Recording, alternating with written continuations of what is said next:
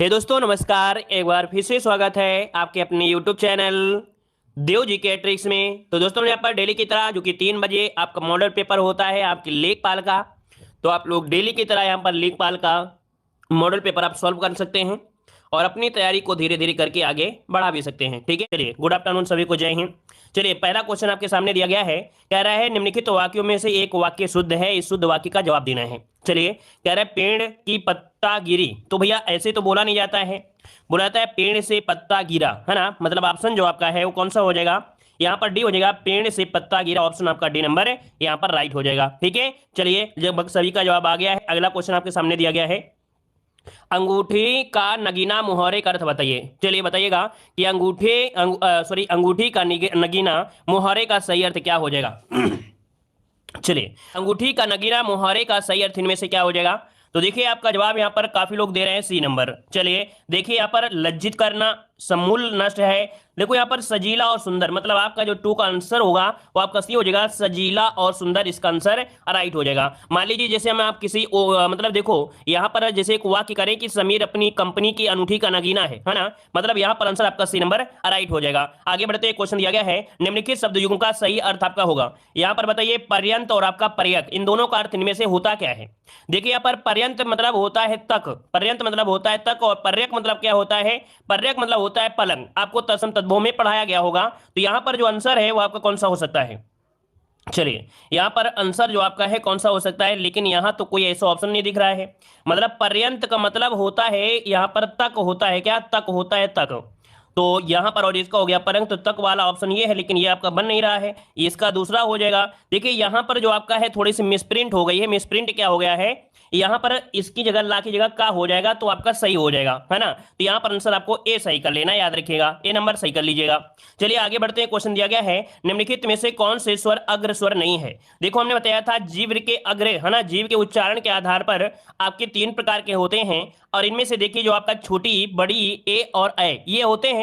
मतलब यहां पर जो आपका आ है ये आपकी जीभ में आपका मध्य स्वर होता है, क्या इसे बोलते हैं, मध्य स्वर बोलते हैं। तो जिसका ऑप्शन आ रहा है डी नंबर है राइट हो जाएगा, मध्य स्वर हो जाएगा। ठीक है ना, क्लियर है, इतना पॉइंट सभी का क्लियर हो गया होगा। चलिए भाई जितने लोग जुड़ गए एक बार वीडियो को लाइक कर दीजिएगा, और सभी लोग प्रयास करें कि कमेंट सभी के आया करें, है ना। इससे हमें पता चलता है कि नहीं कितने लोग यहाँ पर कह सकते हैं तैयारी भी कर रहे हैं, कितने लोग यहाँ पर बस ऐसे ही जवाब दे रहे हैं ना। तो सब लोग भाई वीडियो को लाइक भी कर दीजिए और कमेंट सभी लोग प्रॉपर करिए लगातार। ठीक है, चलिए यहां पर देखिए अगला क्वेश्चन दिया गया है कि विद्याधन अभ्यास की संधि का उदाहरण है। विद्याधन अभ्यास, देखिए विद्याभ्यास क्या बनेगा, विद्याभ्यास बनेगा।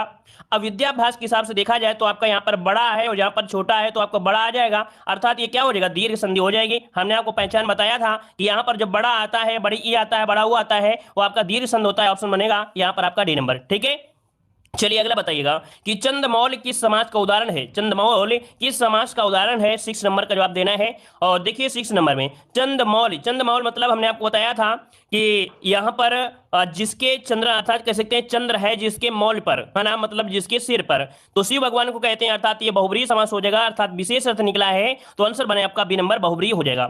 आगे बढ़ते हैं, क्वेश्चन आपसे दिया गया है, तुम्हारा नाम क्या है, रेखांकित पद में अव्यय का प्रयोग किस पद का उदाहरण है। अर्थात यहाँ पर देखो क्या दिया गया है, ये 7 का ऑप्शन क्या हो सकता है। तो जब क्या दिया है तो क्या होता है, क्वेश्चन वर्ड होता है, अर्थात यहाँ पर प्रश्नवाचक हो जाएगा, तो ऑप्शन बनेगा आपका डी नंबर है यहाँ पर राइट हो जाएगा। आगे बढ़ते हैं, क्वेश्चन दिया गया है कि जाओ जाकर दुकान से 4 मीटर कपड़ा ले आओ। रेखांकित में बताइए विशेषण कैसा है। 4 मीटर देखो संख्या है, लेकिन क्या है, नापने के लिए दिया गया है। मीटर क्या होता है, नापा जाता है। इसका मतलब ये हुआ है कि ये कैसा है, परिमाणवाचक है, जो कि ऑप्शन लगभग सभी का सही आ रहा है। ऑप्शन बन जाएगा सी नंबर, परिणामवाचक हो जाएगा। ठीक है, आगे बढ़ते हैं, क्वेश्चन दिया गया है कि निम्नलिखित में से कुसुम किसका पर्यायवाची शब्द है। कुसुम किसका पर्यायवाची शब्द है। चलिए कुसुम मतलब होता क्या है, कुसुम मतलब होता है फूल होता है, याद रखिए। ऑप्शन बनेगा बी कि यहां पर कुसुम का पर्यायवाची होता है क्या, जैसे प्रसून हो गया, क्या प्रसून, पुष्प, सुमन, कुसुम, ये सभी क्या होते हैं, फूल के पर्यायवाची होते हैं। ठीक है, प्रसून, पुष्प, सुमन, कुसुम। ठीक है, चलिए अगला क्वेश्चन दिया गया है कि लभ्य शब्द का विलोम शब्द क्या होगा। लभ्य शब्द का विलोम इनमें से क्या हो जाएगा, लभ्य का विलोम होता है क्या, तो अलभ्य हो जाएगा, मतलब ऑप्शन बनेगा यहां पर डी नंबर राइट हो जाएगा। ठीक है ना, क्लियर है। अगला क्वेश्चन दिया गया है, निम्न में से कौन सा विकल्प संयुक्त व्यंजन का उदाहरण है। संयुक्त व्यंजन का उदाहरण पूछा गया है, अब आप बताइए संयुक्त व्यंजन कौन सा हो जाएगा। बिल्कुल इजी क्वेश्चन है, देखा जाए तो सबसे इजी क्वेश्चन यही हो गया क्योंकि छत्रज्ञ और परिश्रम आरासरा अर्थात 4 होते हैं आपके संयुक्त व्यंजन, तो ऑप्शन क्या हो जाएगा, सी नंबर इसका राइट हो जाएगा, सी नंबर राइट हो जाएगा। ठीक है, चलिए आगे बढ़ते हैं। क्वेश्चन दिया गया है अभी 4 बजा है, वाक्य का शुद्ध रूप इनमें से क्या हो जाएगा। चलिए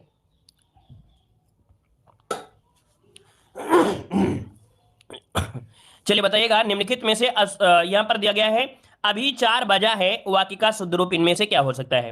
कह रहा है अभी 4 बज गए हैं, अभी 4 बजा, तो देखो ये भी नहीं सही दिया है, ये भी नहीं सही दिया है, लेकिन अगर आप देखेंगे सी वाले में अभी 4 बजे हैं, तो आप आंसर सी नंबर यहां पर राइट हो जाएगा, है ना। अगला बताइए, क्वेश्चन दिया गया है अगला पॉइंट, कह रहा है निम्नलिखित में से अशुद्ध शब्द आपका कौन सा है।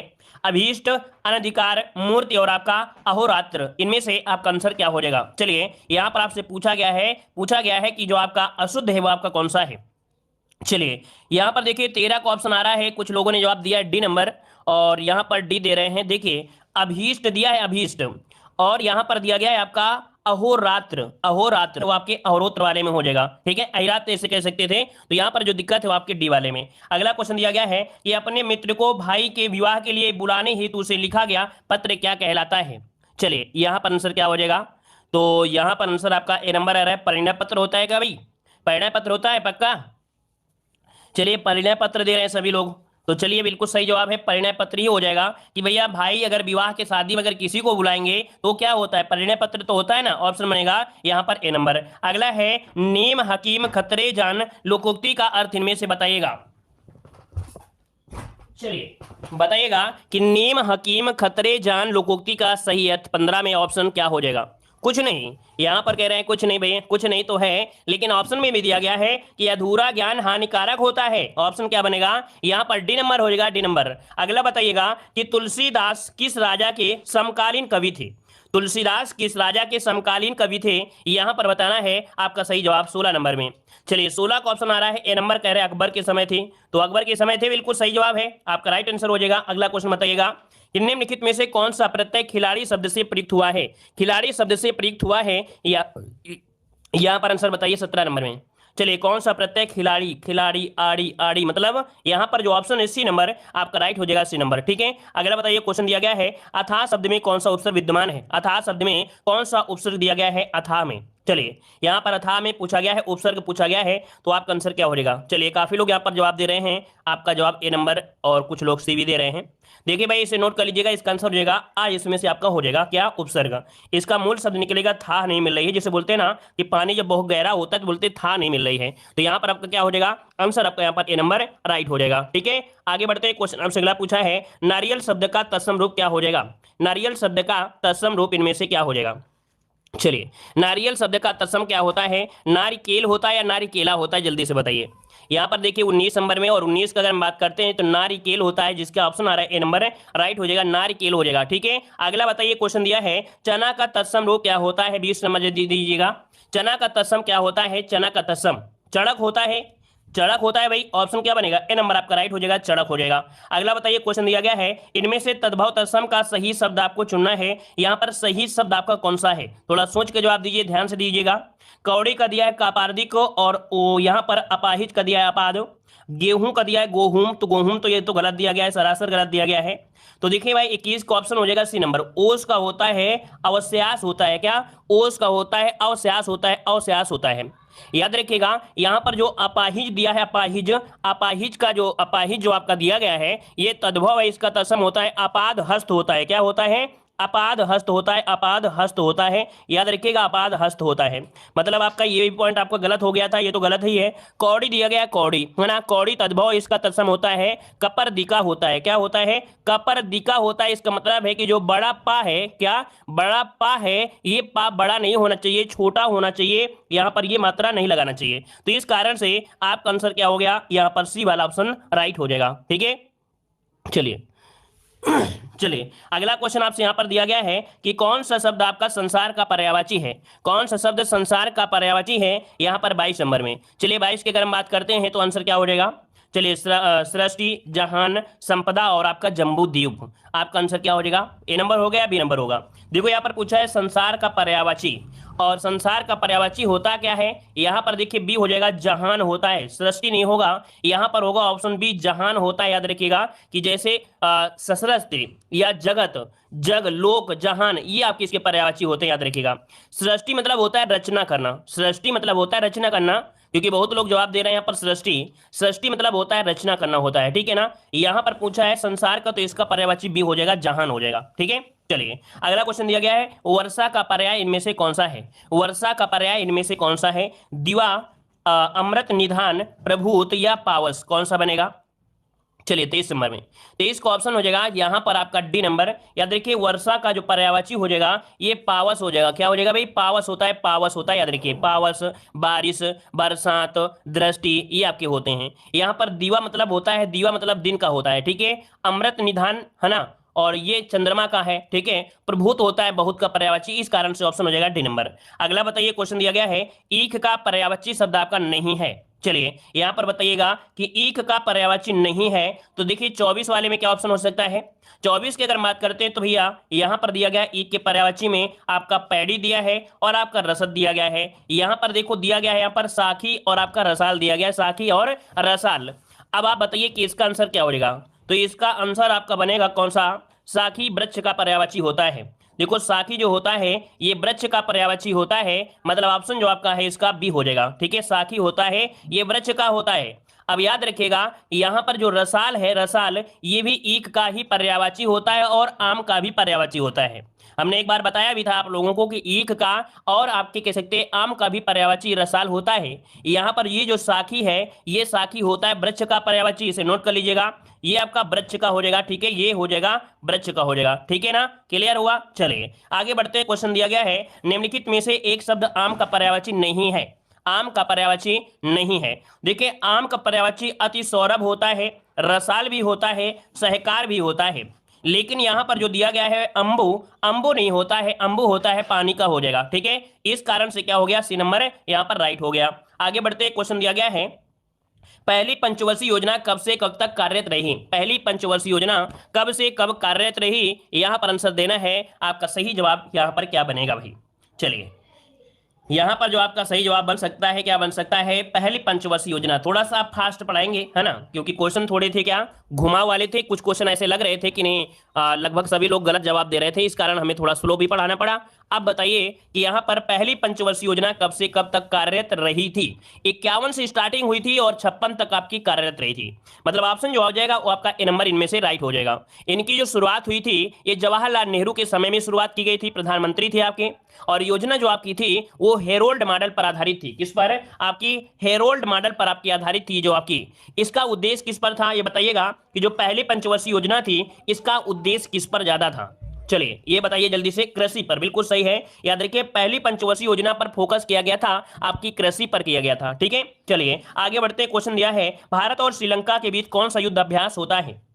चलिए भारत और श्रीलंका के बीच कौन सा युद्ध अभ्यास होता है, 52 का ऑप्शन देना है। तो याद रखिए मित्र शक्ति युद्ध अभ्यास होता है, कौन सा, ऑप्शन बनेगा बी, मित्र शक्ति युद्ध अभ्यास होता है।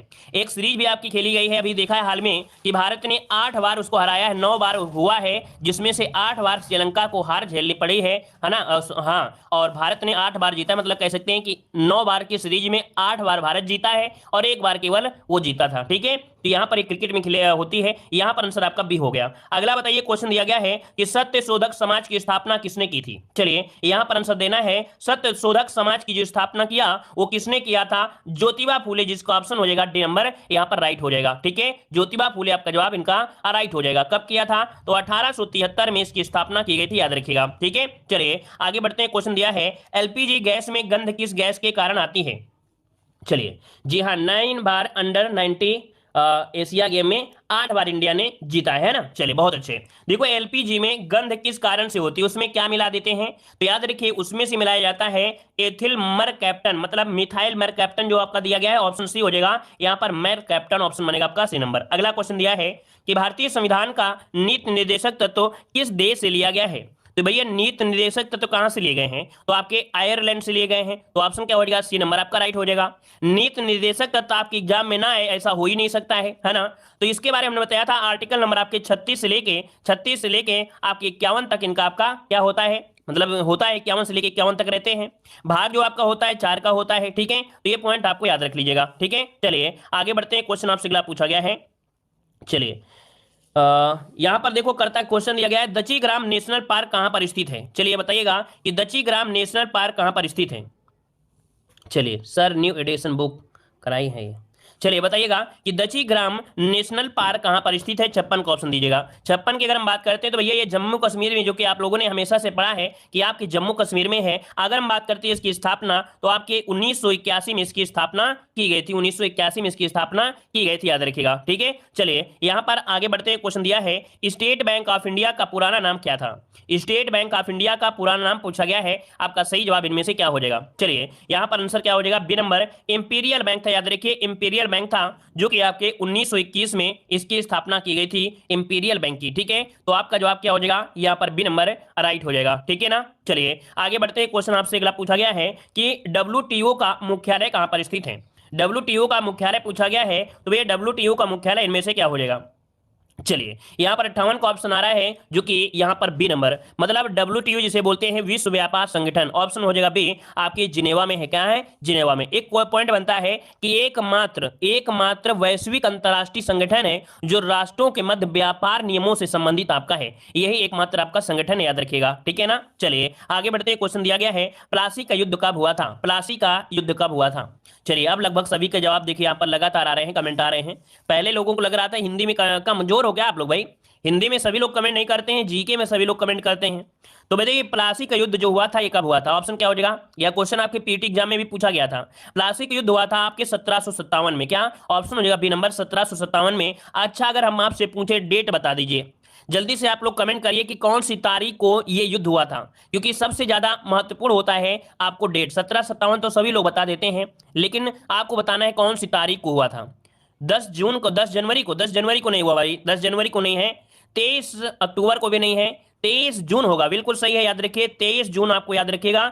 23 जून 1757 को, मतलब भयंकर गर्मी होती है। देखो 21 जून को भयंकर गर्मी होती है, बस 2 दिन और जोड़ लीजिएगा तो ऐसे याद रहेगा, है ना, कि 23 जून 1757 को यहां पर हुआ था। ऑप्शन बी हो जाएगा, राइट हो जाएगा, ठीक है। चलिए आगे बढ़ते हैं, क्वेश्चन दिया है, विश्व हिंदी दिवस कब मनाया जाता है। विश्व हिंदी दिवस कब मनाया जाता है, यहां पर जवाब दीजिएगा।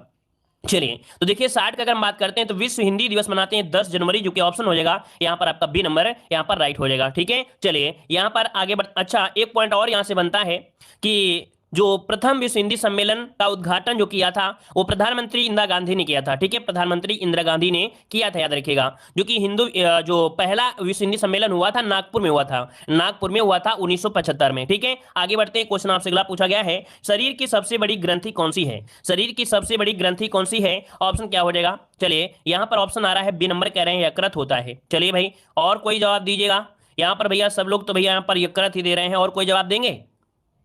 चलिए यहां पर सभी लोग भैया बी ही दे रहे हैं, तो चलिए भैया जो लोग यहां पर जवाब बी दे रहे हैं उन लोगों का जवाब यहां पर सही है, ठीक है। याद रखिएगा कि शरीर की सबसे बड़ी जो ग्रंथि है वो आपकी यकृत होती है, यकृत ही होती है, याद रखिएगा, ठीक है। चलिए आगे बढ़ते हैं, क्वेश्चन आपसे अगला पूछा गया है, अमेरिका के राष्ट्रपति का कार्यकाल कितने वर्ष का होता है। चलिए अमेरिका के राष्ट्रपति का जो कार्यकाल होता है वो कितने वर्ष होता है। चलिए 2 वर्ष होता है, 4 वर्ष होता है, या 5 वर्ष होता है। चलिए 2 वर्ष होता है, 4 वर्ष होता है, या 5 वर्ष होता है। तो ऑप्शन आ रहा है यहां पर आपका, चलिए कुछ लोग तो मजे लेने के लिए बता रहे हैं 2 वर्ष। देखिए इसका आंसर हो जाएगा 4 साल का होता है, याद रखिए। 62 का ऑप्शन बनेगा सी नंबर, कि अमेरिका के राष्ट्रपति, है ना, कार्यकाल 4 वर्ष का होता है। लेकिन एक संशोधन हुआ था, 42वां संविधान संशोधन वहां के संविधान में, जिसमें से कोई भी व्यक्ति होता है 2 बार से ज्यादा राष्ट्रपति नहीं बन सकता है, ठीक है। तो इस प्रकार से ऑप्शन क्या हो जाएगा, सी नंबर हो जाएगा, ठीक है। चलिए यहां पर आगे बढ़ते हैं, क्वेश्चन दिया गया है कि पंचायती राज व्यवस्था का गठन किस समिति की सलाह पर किया गया। पंचायती राज व्यवस्था का गठन किस समिति की सलाह पर किया गया, यहां पर आंसर क्या हो जाएगा। तो देखिए आपका 63 का ऑप्शन हो जाएगा बलवंत राय मेहता समिति। हमने बताया था कि इसकी स्थापना 1957 में हुई थी, और ये डेट भी याद रखिएगा, ये ईस्वी याद रखिए, क्योंकि ये ईस्वी क्वेश्चन इस समय पूछा जा रहा है। अर्थात इस समय ये क्वेश्चन पूछा जाता है कि इसकी स्थापना जो हुई थी ये कब हुई थी, 1757 में आपकी हुई थी। ऑप्शन बनेगा आपका ए नंबर, राइट हो जाएगा, ठीक है। आगे बढ़ते हैं, क्वेश्चन आपसे अगला पूछा है कि संघ की राजभाषा को भारतीय संविधान के किस अनुच्छेद में दर्शाया गया है। संघ की राजभाषा को भारतीय संविधान के किस अनुच्छेद में दर्शाया गया है। तो ऑप्शन हो जाएगा अनुच्छेद 343, जो कि आपको हमेशा से पूछा ही जाता है ना। यहाँ पर आंसर हो जाएगा आपका ए नंबर हो जाएगा। आपको याद होगा कि संविधान की जो 8वीं भाषा है, जो 8वीं कह सकते हैं अनुसूची है, उनमें से आर्टिकल नंबर आपके 343 से लेके 351 तक भाषा का ही उल्लेख किया गया इसमें से। ठीक है, चलिए अगला क्वेश्चन बताइएगा कि निम्नलिखित में से दक्षिण अफ्रीका की राजधानी क्या है। आपने नाम तो बहुत बार सुना है, अब आप बताइएगा कि दक्षिण अफ्रीका की राजधानी इनमें से क्या हो जाएगा। चलिए ऑप्शन हो जाएगा डी नंबर आपका प्रीटोरिया है। क्या है? प्रीटोरिया। यहां पर ऑप्शन हो जाएगा डी नंबर राइट हो जाएगा। ठीक है, ये बैंकॉक किसकी है भाई? आपने बैंकॉक के जो मसाज है, बॉडी मसाज, वो बहुत आपने नाम सुना होगा, यूट्यूब में भी आपने देखा होगा कि बैंकॉक का जो बॉडी मसाज है बहुत ही ज्यादा प्रसिद्ध है। अब आप बताइए बैंकॉक जो आपका है कहाँ की राजधानी है? चलिए, ये है थाईलैंड की राजधानी। याद रखिए, ये जो आपकी है ये थाईलैंड की राजधानी है जो बैंकॉक है। ठीक है, तुर्कमेनिस्तान की राजधानी क्या है? अस्बा, अर्थात ये जो दिया गया है ये तुर्कमेनिस्तान की है। कहाँ की है? तुर्कमेनिस्तान की राजधानी है जो आपकी असगाबाद आपकी दी गया है। ठीक है, अच्छा यहाँ पर लागोस दिया है, लागोस कहाँ की है? ये आपकी नाइजीरिया की है। कहाँ की भाई? तो ये है आपकी नाइजीरिया की है, नाइजीरिया की है जो आपकी लागोस है। ठीक है, आगे बढ़ते हैं। क्वेश्चन दिया गया है कि उत्तर प्रदेश में उज्ज्वला योजना की शुरुआत किस जिले से की गई थी? चलिए, यहाँ पर उज्जवल दिया है, उज्जवल दिया है, लेकिन इसका मात्रा लगा दीजिए उज्ज्वला। उज्ज्वला योजना का संबंध है आपके एलपीजी कनेक्शन से, जो कि आपके बलिया से स्टार्टिंग हुई थी। डेट बता डालिए जल्दी से, आप लोग जल्दी से डेट बताइए कि कब स्टार्टिंग हुई थी आपकी, कब हुई थी ये बता दीजिए जल्दी से। चलिए, तो देखो 2016 को हुई थी, मानते हैं 2016 को लगभग रटी होगी, लेकिन कौन सी तारीख को हुई थी? तो याद रखिए मजदूर दिवस, जो कि 1 मई को होता है, 1 मई को, है ना। तो यहां पर आपका आंसर हो जाएगा बी नंबर। आगे बढ़ते हैं, क्वेश्चन दिया गया है कल्पक्कम परमाणु रिएक्टर कहां स्थित है? कल्पक्कम परमाणु रिएक्टर कहां पर स्थित है? 67 का ऑप्शन दीजिएगा। तो देखिए आपका जवाब क्या हो सकता है? तो भैया तमिलनाडु में है। तमिलनाडु की अगर बात करते हैं तो याद रखिएगा कि तमिलनाडु राज्य की जो कांचीपुरम है, कहां पर है? कांचीपुरम है, उसी जिले में स्थित है, एक शहर है वहां पर स्थित है। ऑप्शन आपका सी नंबर यहां पर राइट हो जाएगा। ठीक है, चलिए आगे बढ़ते हैं। क्वेश्चन आपसे अगला पूछा गया है कि भारत की एकमात्र महिला राष्ट्रपति कौन थी? भारत की एकमात्र महिला राष्ट्रपति इनमें से कौन थी? चलिए जवाब देना है, क्या आंसर हो जाएगा? ए नंबर हो जाएगा क्या भाई? किसी नंबर हो जाएगा? चलिए, काफी लोग जवाब दे रहे हैं C number, C number, C number, C number हो जाएगा, लॉक कर दिया जाए। चलिए सी नंबर दे रहे हैं भाई, तो चलिए भैया हम आपके सी नंबर को यहाँ पर लॉक करते हैं, लेकिन ये अनलॉक हो जाएगा। कुल मिला के ये गलत दिया है भाई। जो लोग सी दे रहे हैं, तो आप ही बताइए, यहाँ पर राष्ट्रपति की बात हो रही है तो सी का आप लोग कैसे दे रहे हैं? कुछ लोग तो जवाब दिए हैं सी नंबर। देखिए इसका राइट आंसर होगा डी नंबर, प्रतिभा देवी सिंह पाटिल। ये पूछा गया है भारत की एकमात्र महिला राष्ट्रपति हैं, जो कि कौन है? प्रतिभा देवी सिंह पाटिल, जिसका आंसर है उसका राइट होगा। ठीक है, चलिए आगे बढ़ते। क्वेश्चन दिया है कि रेड डाटा सूची निम्नलिखित में से किससे संबंधित है? रेड डाटा सूची दिया गया है, अब आप बताइए इसका जो संबंध है किससे है? संकटपन पेड़ पौधों से है, संकटपन जीवों के लिए है, खतरे बड़े खतरे से है, या संकटपन देश से है? ये भी क्वेश्चन में काफी कंफ्यूजन हो जाता है कि संकटपन पेड़ पौधे कहें या संकटपन आपके जीव जंतुओं की बात करें। तो आप आंसर क्या हो जाएगा? बी नंबर, संकटपन जीवों के लिए यहाँ पर रेड डाटा बुक आपकी तैयार की जाती है, याद रखिएगा। ऑप्शन हो जाएगा यहाँ पर आपका बी नंबर। अगला क्वेश्चन दिया गया है निम्नलिखित में से ग्रे अर्थात भूरी क्रांति का संबंध किससे है? भूरी क्रांति का जो संबंध है वो आपकी किससे है? तो याद रखिए आपके उर्वरक से संबंधित है। किससे? आपके उर्वरक से संबंधित है, उर्वरक से, याद रखिएगा। ठीक है, ये पॉइंट भी आपसे पूछा भी जाता है। आगे बढ़ते क्वेश्चन दिया गया है कि अमेरिका और कनाडा को कौन सी रेखा अलग अलग करती है? अमेरिका और कनाडा को जो रेखा अलग करती है वो कौन सी करती है? चलिए देखिए यहां पर जो आपकी है क्या, 50 में एक कम कर दीजिए तो आपका हो जाएगा 49 जो कि डिग्री चैनल, अर्थात जो 49 डिग्री चैनल है ये अमेरिका और कनाडा को अलग करती है। ठीक है, एक क्वेश्चन और पूछा जाता है 38 नंबर का, तो 38 नंबर किसको अलग करती है ये बताइएगा। अगर याद है तो बताइए कि 38 डिग्री जो आपका है ये आपको किसको अलग करता है? 38 डिग्री चैनल किसको अलग करता है? तो कोरिया का नाम आपने सुना होगा कि बड़ा शांति का देश बोलते हैं कोरिया को। क्या? शांति का देश बोलते हैं कोरिया को। लेकिन अब कोरिया क्या हो गए हैं? दो हो गए हैं, एक हो गए उत्तरी कोरिया, एक हो गया दक्षिणी कोरिया। तो याद रखिए उत्तरी कोरिया और दक्षिणी कोरिया को अलग करने वाली जो आपकी रेखा है वो 38 डिग्री चैनल है, याद रखेगा। ठीक है, याद रहेगा। चलिए आगे बढ़ते हैं। क्वेश्चन दिया गया है निम्नलिखित में से किस पुस्तक का संबंध इंदिरा गांधी से है? किस पुस्तक का संबंध इंदिरा गांधी से है? यहां पर आंसर क्या होगा? तो याद रखिए इटर्नल इंडिया, इटर्नल इंडिया। चलिए यहां पर आंसर आपका हो जाएगा सी नंबर, इसका राइट हो जाएगा। ठीक है, चलिए यहां पर आगे बढ़ते हैं। क्वेश्चन दिया गया है कि फीफा वर्ल्ड कप 2022 की मेजबानी कौन सा देश करेगा? फीफा कप यहां पर बताना है सही जवाब इनमें से क्या हो जाएगा। चलिए तो देखिए आपका 73 की अगर बात करते हैं तो आपका हो जाएगा कतर करेगा। क्या करेगा भाई? तो याद रखिए federation international D football association जिसमें से यहाँ पर जाना जाता है इसे, तो ऑप्शन बी नंबर इसका हो जाएगा आपकी यहाँ पर कहाँ पर, तो आपकी कतर में। ठीक है, अच्छा ये बताइए कि इसका जो मुख्यालय है फीफा का वो है कहाँ पर, फीफा का मुख्यालय कहाँ पर है, तो आपके स्विट्जरलैंड में है। कहाँ पर है, स्विट्जरलैंड में है, याद रखिए स्विट्जरलैंड में है, जिसका नाम है ज्यूरिख। ठीक है, ज्यूरिख में इसका क्या है, मुख्यालय है। आगे बढ़ते हैं, क्वेश्चन दिया गया है भोपाल गैस त्रासदी में कौन सी गैस लीक हो जाने के कारण कई लोगों की जान गई थी। कई लोगों की नहीं, हम लोग यहाँ पर हजारों की बात करेंगे, है ना। चलिए 74 का जवाब देना है आपका, सही जवाब इनमें से क्या हो जाएगा, तो ऑप्शन हो जाएगा यहां पर देखो, क्लोरीन तो थी नहीं, नाइट्रोजन भी आपकी नहीं थी, तो आपकी थी कौन इनमें से, तो यहां पर थी आपकी आइसोसाइनाइड गैस, है ना, मिथाइल आइसोसाइनाइड। ऑप्शन बनेगा यहां पर सी नंबर राइट हो जाएगा, मिसाइल आइसोसाइनाइड। ये हुई थी आपकी कब, तो आपके 3 दिसंबर की रात को 1984 को। ठीक है, 3 दिसंबर 1984, कहीं कहीं पर आपको 4 भी मिलेगा, लेकिन याद रखिएगा वो 3 दिसंबर को रात को हुई थी। लगभग 15,000 लोगों की जान गई थी, कितने, 15,000 हुई थी, और आज भी उसका असर देखने को यहां पर मिलता है। अगला है उत्तर प्रदेश में कुल गांवों की संख्या कितनी है, उत्तर प्रदेश में कुल गांवों की जो संख्या है वो आपकी कितनी है, तो देखिए भाई आपका जवाब हो जाएगा कौन सा, 75 जिले हैं, सभी को पता है। यहां पर जो आपका आंसर इसी वाला 97,607, 97,607 इसका ऑप्शन हो जाएगा सी नंबर यहां पर राइट हो जाएगा। ठीक है, आगे बढ़ते हैं, क्वेश्चन दिया है कि राष्ट्रीय सोयाबीन अनुसंधान केंद्र कहां पर स्थित है, राष्ट्रीय सोयाबीन अनुसंधान केंद्र जो है कहां पर है, 76 नंबर में। तो याद रखिए इंदौर में हमने बताया था, लगातार स्वच्छता के मामले में इंदौर आपका लगातार बना हुआ है, तो यहां पर आपका हो जाएगा इंदौर हो जाएगा सोयाबीन। ठीक है, क्लियर है ना। चलिए आगे बढ़ते हैं, क्वेश्चन आपसे अगला पूछा गया है आदर्श सेवा ग्राम योजना की शुरुआत किस गांव से हुई। चलिए आदर्श सेवा ग्राम योजना की शुरुआत किस गांव से हुई थी, यहां पर 77 का ऑप्शन देना है। तो चलिए आदर्श सेवा ग्राम योजना की शुरुआत कहां से हुई थी, मद्रास से हुई थी। नोट करिएगा कि आपकी मद्रास से हुई थी। अब मद्रास की अगर हम बात करें तो एक पॉइंट आपका ये बनता है, एक पॉइंट ये बनता है कि श्री सुंदरम, है ना, श्री सुंदरम 1903 में, श्री सुंदरम 1903 में इसकी की गई थी। इसका आंसर आपका बनेगा यहां पर ए नंबर आपका राइट हो जाएगा, श्री सुंदरम से की गई थी, जो कि ये मद्रास में है, याद रखिएगा। यहां पर सी मत लगाइए, इसका ऑप्शन बनेगा ए नंबर। आगे बढ़ते हैं, क्वेश्चन आपसे दिया गया है कि 2001 और 2011 के बीच उत्तर प्रदेश की जनघनत्व में वृद्धि जो हुई थी प्रति वर्ग किलोमीटर कितनी हुई थी। देखिए 78 का ऑप्शन क्या हो जाएगा, तो यहां पर जो परिवर्तन हुआ था जनघनत्व में वो कितना हुआ था, ये जवाब दीजिएगा। तो देखिए इसका आंसर हो जाएगा आपका यहां पर बी नंबर 139, कितना, 139 हो जाएगा, क्योंकि अब कितना है 829 है, इसके पहले 900 कुछ है आपका, तो इसका जो डिफरेंस है आपका कितना हो जाएगा, बी नंबर हो जाएगा 912, और एक आपका क्या है 829, डिफरेंस करिए लगभग आपको निकल के आएगा 139 हो जाएगा। आगे बढ़ते हैं, क्वेश्चन दिया गया है मिट्टी का रंग काला होना प्रकट करता है, मिट्टी में अगर रंग काला है तो इसका अर्थ क्या हो सकता है, इसका अर्थ यही हो सकता है क्या कि भूमि का अम्लीय होना, नहीं, यहां पर उसमें से भूमि में जैव पदार्थ की उपस्थिति होना, क्या उसमें जैविक पदार्थ अर्थात जैव पदार्थ की उपस्थिति होना, ये होता है। काली मिट्टी की अगर हम बात करते हैं, जो आपका महाराष्ट्र है वो आपका कह सकते हैं सबसे ज्यादा मिट्टी आपके महाराष्ट्र में मिलती है, जो कि कपास की खेती के लिए सर्वाधिक आपकी क्या होती है, आपके उत्तम होती है कपास की खेती के लिए। ठीक है, अगला बताइएगा कि कृषि व्यवसाय में आधुनिकता का प्रतीक इनमें से क्या है, कृषि व्यवसाय में आधुनिकता का प्रतीक क्या है, नोट करिएगा, नया क्वेश्चन जैसे मिले उसे आप लोग नोट करिएगा। ठीक है, चलिए 80 की अगर हम बात करते हैं तो ऑप्शन हो जाएगा हरित क्रांति। क्या है भाई, 80 का ऑप्शन ये हो जाएगा कि कृषि व्यवसाय में आधुनिकता का प्रतीक हरित क्रांति है।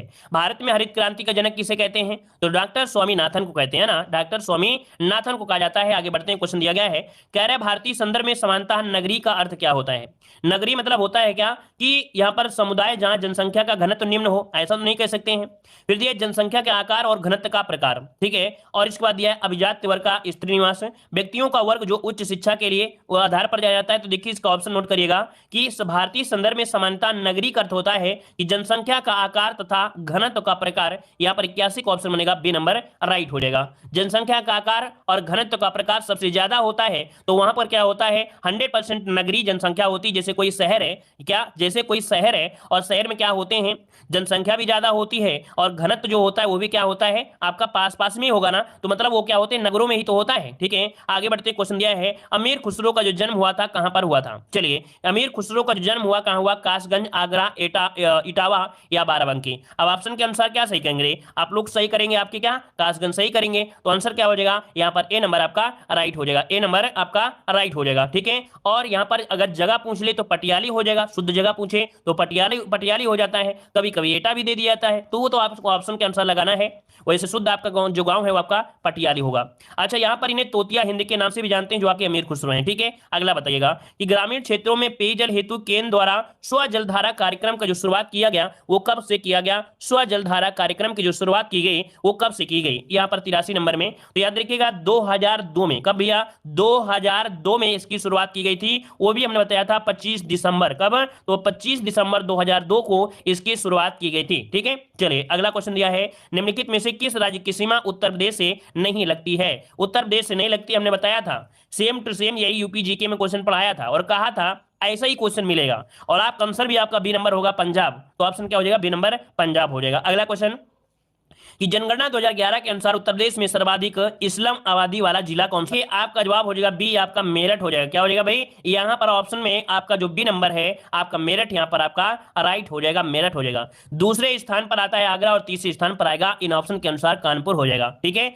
चलिए अगला क्वेश्चन दिया गया है कि जनगणना 2011 के अनुसार उत्तर प्रदेश में सर्वाधिक पशु लिंग अनुपात वाला जो जिला है वो आपका कौन सा है? सर्वाधिक सॉरी पशु नहीं शिशु, सर्वाधिक शिशु लिंग अनुपात वाला जो जिला है वो आपका कौन सा है? क्योंकि भाई पशु जनगणना तो भैया वो आपकी होती है 5 साल में, यहाँ पर शिशु जनगणना 2011 के अकॉर्डिंग आपका जवाब हो जाएगा 86 में बी, बलरामपुर हो जाएगा, है ना? क्या हो जाएगा? बलरामपुर होगा। जौनपुर मत लगाइएगा, जौनपुर में महिलाओं की संख्या ज्यादा है, बच्चों की नहीं। यहाँ पर याद रखिए शिशु जो आपके हैं बालक होते हैं, शिशु क्या होते हैं? बालक होते हैं, तो ऑप्शन बी नंबर आपका राइट हो जाएगा। अगला क्वेश्चन आपसे दिया गया है कि वन रिपोर्ट 2019 के अनुसार उत्तर प्रदेश के कौन से जिले में सबसे कम वन क्षेत्रफल पाया जाता है? तो बताइएगा कि आपके 2019 के जो रिपोर्ट आई है वन रिपोर्ट, तो कौन से जिले में सबसे कम वन क्षेत्रफल पाया जाता है? 87 नंबर में। तो ऑप्शन क्या हो सकता है? तो ये आपका है कौन? संत रविदास नगर है, ऑप्शन बनेगा ए नंबर, संत रविदास नगर ऑप्शन बनेगा ए नंबर, यहाँ पर राइट हो जाएगा। अगला क्वेश्चन दिया है एक शाहजहानी जरीब की लंबाई कितनी होती है? चलिए इसका जवाब दीजिएगा। सही जवाब क्या हो जाएगा कि एक शाहजहानी जरीब की लंबाई कितनी होती है? तो आपका आंसर हो जाएगा 165 फीट होती है, जो कि लगभग सभी का यहाँ पर जवाब बिल्कुल राइट हो जाएगा। ठीक है, आगे बढ़ते हैं। क्वेश्चन दिया है कि किस राज्य के वन और वृक्षावरण में सर्वाधिक वृद्धि हुई है? भाई वन का भी क्षेत्र बड़ा है और जो आपके चुटुर पुटुर आपके वृक्ष इधर उधर होते हैं उनका भी क्षेत्र बड़ा है। मतलब आपका 89 ऑप्शन हो जाएगा कौन सा? ए नंबर। ये कर्नाटक है, याद रखिएगा कि जो आपका कर्नाटक है, क्या कर्नाटक राज्य में वन और वृक्षावरण में सर्वाधिक वृद्धि आपकी हुई है। इसके बाद आंध्र प्रदेश में वृद्धि हुई है, फिर आपकी केरल में वृद्धि हुई है। ठीक है, आगे बढ़ते हैं। क्वेश्चन आपसे दिया गया है कि शाही इकाई व्यवस्था पूरे भारत में कब लागू किया गया? शाही इकाई व्यवस्था 90 का जवाब देना है। तो यहां पर देखिए आपका जवाब हो जाएगा यहाँ पर बी नंबर, 1 जनवरी 1826 को। नोट करिए, ये नया क्वेश्चन आपका है कि शाही व्यवस्था पूरे भारत में ब्रिटिश सरकार द्वारा लगान वसूलने के उद्देश्य से, किसके लिए? ये आपकी है लगान वसूलने के लिए आपकी स्थापित की गई थी, लगान वसूलने के लिए किया गया था। ठीक है, अगला बताइएगा कि माइक्रो वनों की सर्वाधिक वृद्धि में शीर्ष राज्य आपका कौन सा है? यहां पर बताइएगा शीर्ष राज्य जो है वो आपका इनमें से कौन सा हो जाएगा? सही जवाब देना है। चलिए तो देखिए आपका जवाब आ रहा है गुजरात। तो भैया आपका 91 का ऑप्शन आपका गुजरात हो जाएगा। मैग्रो वन में सर्वाधिक जो आपका देखा जाए तो गुजरात ही आपका है, ऑप्शन आपका बी हो जाएगा। वैसे आपके ऑप्शन में पश्चिम बंगाल नहीं है, अगर पश्चिम बंगाल होता तो आप लोग पश्चिम बंगाल बताते, इसके बाद आप गुजरात को बताते, तो ऑप्शन बन जाएगा आपका बी नंबर, यहाँ पर राइट हो जाएगा। ठीक है भैया, चलिए आगे बढ़ते हैं। क्वेश्चन आपसे अगला पूछा गया है, पशु गणना 2017 के अनुसार भारत में घोड़ों की जो संख्या है वो आपकी कितनी है? घोड़ों की जो संख्या है वो आपकी कितनी है? तो देखिए आपका जवाब हो जाएगा 0.34 है क्या? 0.34 ऑप्शन बनेगा ए नंबर, इसका राइट हो जाएगा, ए नंबर इसका राइट हो जाएगा। अच्छा, यही जो आपकी 2012 में थी, 2012 में थी 0.63 मिलियन थी, ठीक है ना? लेकिन क्या है ना, जैसे खच्चर की और घोड़ों की संख्या बढ़ी है, गधों की तो बहुत ही माइनस हो गई है, गधों की संख्या बहुत ही माइनस हो गई है, तो यहाँ पर आंसर आपका ए हो जाएगा। अगला क्वेश्चन दिया गया है, अब गधे नहीं रहे हैं, गधे गधे सब हो गए, पढ़े लिखे हो गए, है ना? तो चलिए अगला क्वेश्चन दिया गया है, कह रहा आपसे पशु गणना 2017 के अनुसार भीड़ की संख्या में प्रथम स्थान आपका कौन सा है? 93 का ऑप्शन क्या हो जाएगा? तो देखिए जो आपका तेलंगाना है, कौन सा है? आपका तेलंगाना है, यहाँ पर आंसर आपका ए नंबर है, राइट हो जाएगा, ए नंबर। अगला क्वेश्चन दिया है कि पशु गणना 2017 की अंतिम रिपोर्ट कब आई थी? पशु गणना 2017 की अंतिम रिपोर्ट जो आई ये कब आई थी, यहां पर बताना है। तो हमने बताया था 2 साल बाद, अर्थात यहां पर 2019 में आई थी। क्या 2019-20 में आपकी आई? तो इसका आंसर हो जाएगा यहां पर आपका सी नंबर। अगला क्वेश्चन दिया है, इनमें से सबसे छोटा कौन सा है? चलिए बता डालिए। 95 का अगर आप जवाब लेते हैं, समझिए अगर आपने 95 का ऑप्शन सही कर दिया तो मानेंगे कि आपको सब क्वेश्चन सही हो गए, और अगर इस क्वेश्चन को अगर आपने नहीं सही किया तो मानेंगे कि एक भी क्वेश्चन आज आपने सही नहीं किया। बताइए 95 का ऑप्शन क्या हो जाएगा? इनमें से सबसे छोटा कौन सा है? चलिए ए नंबर होगा, बी नंबर होगा या सी नंबर होगा? चलिए कौन सा हो जाएगा 95 का ऑप्शन में बताइए क्या हो जाएगा, ए नंबर, सी नंबर या बी नंबर। विश्वांशी, कछवांशी, उनवांशी और बिस्वा। तो भाई बिस्वा तो नहीं हो सकता है ना, तो ये तो आपका बनेगा नहीं। अब यहां पर बताइए एक उनवांशी बराबर क्या, एक उनवांशी बराबर होता है कछवांशी बटे 20 भाग। इसका मतलब है कि कछवांशी का अगर आप 20 पार्ट करोगे, कछवांशी के अगर 20 पार्ट करोगे तब आपको प्राप्त हो जाएगा उनवांशी प्राप्त हो जाएगा, है ना। और यहां पर अगर आप कछवांशी निकालेंगे तो इसका मतलब है विश्वांशी का अगर एक पार्ट निकालेंगे तब विश्वांशी होता है। तो इसका मतलब है कि यहां पर सबसे बड़ा ये है, इसके बाद आपका ये बड़ा है, फिर ये बड़ा है, सबसे छोटा ये फलाने आ गए, जो कि ऑप्शन सी नंबर है। फलाने मतलब आपका उनवांशी जो है ये आपका सबसे छोटा है। अब देख लीजिएगा किनके क्वेश्चन सब पूरे सही हो गए, किसके क्वेश्चन सब पूरे गलत हो गए। चलिए आगे बढ़ते, क्वेश्चन दिया गया है कि प्रधानमंत्री ग्रामोदय योजना का जो ध्येय है वो आपका क्या है। चलिए यहां पर देना है कि प्रधानमंत्री ग्रामोदय योजना का जो ध्येय है वो आपका क्या है। चलिए यहां पर आंसर 96 का ऑप्शन क्या हो जाएगा, तो देखिए इसका मतलब है कि ग्रामीण आवश्यकताओं की पूर्ति, जैसे कि प्राथमिक शिक्षा हो गया, स्वास्थ्य संरक्षण हो गया, पेयजल हो गया, आवास हो गया, ग्रामीण सड़कें, ये है ऑप्शन हो जाएगा आपका डी नंबर हो जाएगा। अगला क्वेश्चन दिया गया है कि उर्दू शायरी में फिराक गोरखपुरी के नाम से प्रसिद्ध है। अच्छा इसका अगर क्वेश्चन जवाब दे दोगे तो समझोगे कि पूरे के पूरे क्वेश्चन फिर आपसे सही हो गए। चलिए मान लो अगर इस क्वेश्चन को आपने सही कर दिया तो समझेंगे कि जिन लोगों ने क्वेश्चन पूरे गलत हो गए थे उनके पूरे पूरे क्वेश्चन फिर से सही हो जाएंगे। चलिए तो यहां पर आंसर क्या होगा, डी नंबर या बी नंबर। तो भैया नंबरिंग डालिए तो अभी पता चलेगा ना। यहां पर देखिए आंसर आ रहा है आपका डी आ रहा है, कह रहे हैं आपके रघुपति सहाय है। तो आपका 97 का ऑप्शन बिल्कुल सही है, रघुपति सहाय के नाम से जानते हैं वो आपके जो आपकी फिराक गोरखपुरी है, ऑप्शन बनेगा यहाँ पर डी नंबर हो जाएगा। इनका जो जन्म हुआ था गोरखपुर में हुआ था और 1896 में हुआ था। अगर हमारे जैसे आयोग में बैठे हों तो भैया सबको नौकरी मिल जाएगी, है ना। अगर हमारे जैसे आयोग में बैठ जाएं और एक क्वेश्चन में पास कर दे तो सबको नौकरी मिल जाए जितने लोग फार्म भरे हों। चलिए अगला क्वेश्चन दिया गया है कि राष्ट्रीय ग्रामीण स्वास्थ्य मिशन का शुभारंभ कब हुआ था। राष्ट्रीय ग्रामीण स्वास्थ्य मिशन का जो शुभारंभ हुआ ये कब हुआ, 98 का ऑप्शन याद रखिए 2005 में। ऑप्शन बनेगा 2005 जो कि 12 अप्रैल 2005 को हुआ था, जिसका उद्देश्य था कि ग्रामीण क्षेत्रों में निर्धन परिवारों को वहनीय और विश्वसनीय स्वास्थ्य सुविधा यहां पर दी जाए। आगे बढ़ते हैं, क्वेश्चन दिया है राष्ट्रीय कृषि बीमा योजना का प्रारंभ हुआ, राष्ट्रीय कृषि बीमा योजना का जो प्रारंभ हुआ वो कब हुआ था, 99 का ऑप्शन देना है।